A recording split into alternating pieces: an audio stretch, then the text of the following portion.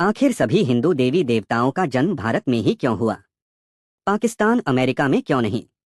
चाहे भगवान श्री राम का अयोध्या में जन्म होना हो, या श्री कृष्ण का मथुरा में, और भगवान शिव जी के अवतार हनुमान जी और भगवान परशुराम जी ने भी भारत की भूमि पर ही जन्म लिया था। ऐसे में कभी न कभी आपके मन में सवाल जरूर आया होगा कि हिंदू धर्म के देवी देवताओं ने आखिर भारत में ही जन्म क्यों लिया। तो चलिए जानते हैं आज हम इस वीडियो से। प्राचीन ग्रंथों में लिखा है कि विश्व एक मकुत्वम, जिसका अर्थ होता है ये दुनिया एक पूरा परिवार है। और हमारे सवाल का जवाब भी इसी वाक्य में देखने को मिलता है। जिस भारत को आज हम जानते हैं वो एक समय पूरी दुनिया में फैला हुआ था। हजारों साल पहले भारत की सीमाएं चारों ओर समुद्र से मिलती थी। इस पृथ्वी पर जहां भी भूमि का भाग था वह भारत का ही हिस्सा था। उस समय भारत नहीं बल्कि जम्बूद्वीप के नाम से जाना जाता था।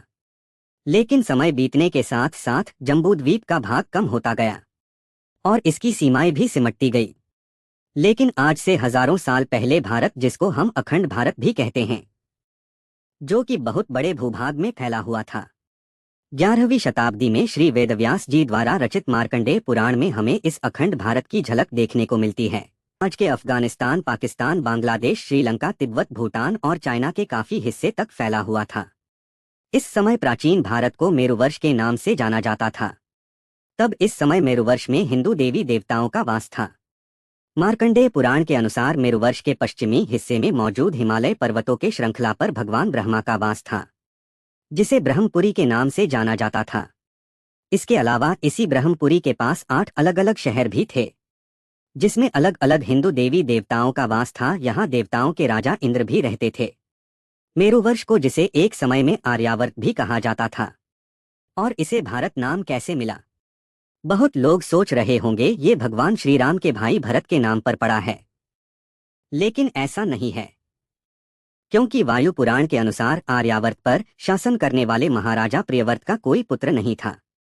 इसलिए उन्होंने अपने सिंहासन के उत्तराधिकारी के लिए केशव को गोद ले लिया, जो आगे चलकर आर्यावर्त का सम्राट बन जाता है। और माना जाता है कि केशव के पुत्र भरत के नाम से ही भारत नाम पड़ा। हमारे भारत के इतने समृद्ध देश की दुनिया भर में फैले होने के निशान आज भी पूरी दुनिया में देखने को मिलते हैं। इंडोनेशिया, थाईलैंड में भी एक समय हिंदू धर्म का बोलबाला था, जिसके प्रमाण हमें आज भी देखने को मिलते हैं, जिनमें तो कई मूर्तियां कई हजार साल पुरानी हैं। इंडोनेशिया में मौजूद परबानन मंदिर, जो इंडोनेशिया के सबसे बड़े मंदिरों में से एक है, जहां आज भी ब्रह्मा, विष्णु और महेश की मूर्तियों की पूजा की जाती है। रिसर्च से पता चला है ये मंदिर करीब 1200 साल से भी ज्यादा पुराना है। इसके अलावा इंडोनेशिया में तमन सरस्वती मंदिर मौजूद है, जिन्हें आज भी इंडोनेशिया गवर्नमेंट ने काफी संभाल के रखा हुआ है। इसके अलावा थाईलैंड का राष्ट्रीय चिन्ह देखोगे तो आपको समझ में आएगा कि थाईलैंड के राष्ट्रीय चिन्ह में गरुड़ देव को बनाया गया है। कुछ समय पहले मैक्सिको में खुदाई के दौरान भगवान गणेश और माता लक्ष्मी जी की मूर्ति मिली थी। इसके अलावा स्पेन में भी हजारों साल पुराना भगवान विष्णु जी का मंदिर है। ऐसे ही हिंदू धर्म के प्रमाण हमें रसिया में देखने को मिलते हैं, क्योंकि कुछ समय पहले रूस में खुदाई में भगवान विष्णु की लगभग 1200 साल पुरानी कई मूर्तियां मिली थी। ऐसा ही कुछ हमें कंबोडिया में देखने को मिलता है, जहां पर बहुत से देवी देवताओं की मूर्तियां खुदाई के दौरान मिली थी। इसके अलावा वहां हिंदू देवी देवताओं के मंदिर भी है, जिसे आज भी वहां की सरकार अपने इतिहास की धरोहर के रूप में संभाल कर रखी हुई है।